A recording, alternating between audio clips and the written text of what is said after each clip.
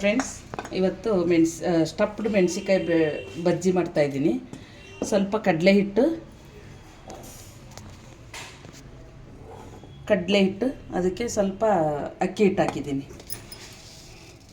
ಸ್ವಲ್ಪ ಜೀರಿಗೆ ಈ ಥರ ಕ್ರಷ್ ಮಾಡಿ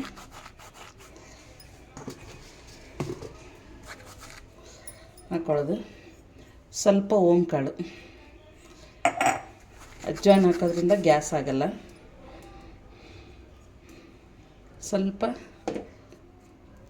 ಅಡುಗೆ ಸೋಡಾ,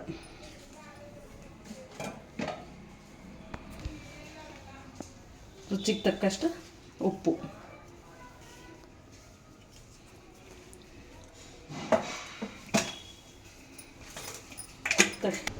ಇವಾಗ ಮಿಕ್ಸ್ ಮಾಡಿಕೊಂಡು ಸ್ವಲ್ಪ ನೀರು ಹಾಕ್ಕೊಂಡು ಮಿಕ್ಸ್ ಮಾಡ್ಕೊಳ್ಳೋಣ, ಕಲಿಸ್ಕೊಳ್ಳೋಣ.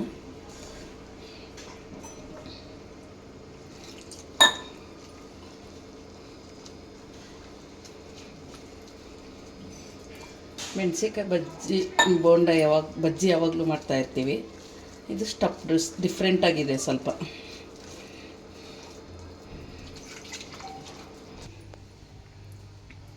ಈ ಹದಕ್ಕೆ ಇರಲಿ, ತೀರ ತೆಳ್ಳಗೂ ಇರಬಾರ್ದು, ತೀರ ಗಟ್ಟಿಗೂ ಇರಬಾರ್ದು, ಆ ಥರ ಕಲಿಸ್ಕೊಂಡು ಇದನ್ನ ಸ್ವಲ್ಪ ಹೊತ್ತು ಪಕ್ಕಕ್ಕೆ ಇಡೋಣ.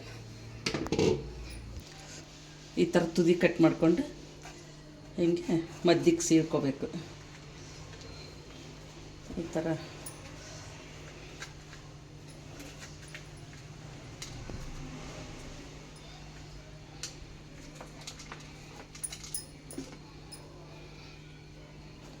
ಎಲ್ಲ ಮಾಡಿಟ್ಕೊಳ್ಳೋಣ. ಇವಾಗ ಬಾಣಲಿಲಿ ಎಣ್ಣೆ ಕಾಯಕ್ಕಿಟ್ಟಿದ್ದೆ, ಕಾಯ್ದಿದೆ ಅದು. ಈ ಥರ ಹಾಕೋಬೇಕು.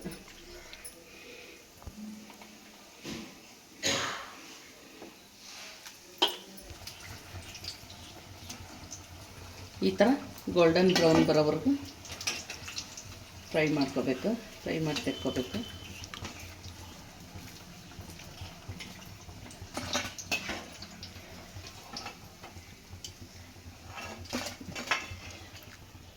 ಎಲ್ಲ ಇದೇ ಥರ ಮಾಡ್ಕೊಬರ್ತೀನಿ. ಈ ಥರ ಸ್ವಲ್ಪ ಕಡಲೆ ಬೀಜ ಫ್ರೈ ಮಾಡ್ಕೊಳ್ಳೋಣ ಎಣ್ಣೆಯಲ್ಲಿ.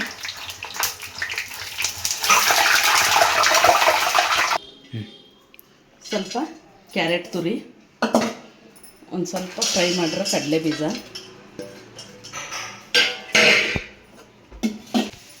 ಒಂದು ಸ್ವಲ್ಪ ಸಣ್ಣಕ್ಕೆ ಹೆಚ್ಚಿರೋ ಈರುಳ್ಳಿ,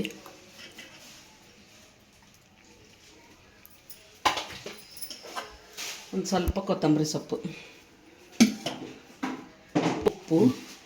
ಒಂದು ಸ್ವಲ್ಪ ಉಪ್ಪು, ಬಜ್ಜಿಗೂ ಹಾಕಿರ್ತೀವಲ್ವ ಸ್ವಲ್ಪ ನೋಡ್ಕೊಂಡು ಹಾಕೋಬೇಕು. ಒಂದು ಅರ್ಧ ಹೋಳು ನಿಂಬೆಹಣ್ಣು, ಚೆನ್ನಾಗಿ ಮಿಕ್ಸ್ ಮಾಡ್ಕೊಳ್ಳೋಣ. ಈಗ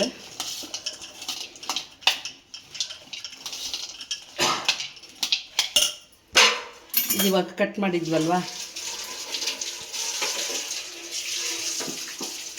ಇದರಲ್ಲಿ ಫಿಲ್ ಮಾಡೋಣ.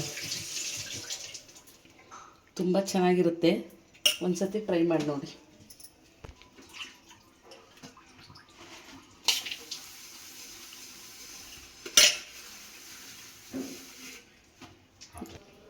ನನ್ನನ್ನು ತೋರಿಸ್ಬೇಕು. ಸ್ಟಫ್ಡ್ ಮೆಣಸಿನ್ಕಾಯಿ ಬಜ್ಜಿ ರೆಡಿ. ನನ್ನ ವಿಡಿಯೋ ಇಷ್ಟ ಆಗಿದ್ದರೆ ಸಬ್ಸ್ಕ್ರೈಬ್ ಮಾಡಿ, ಫಾಲೋ ಮಾಡಿ, ಲೈಕ್ ಬಟನ್ ಒತ್ತಿ.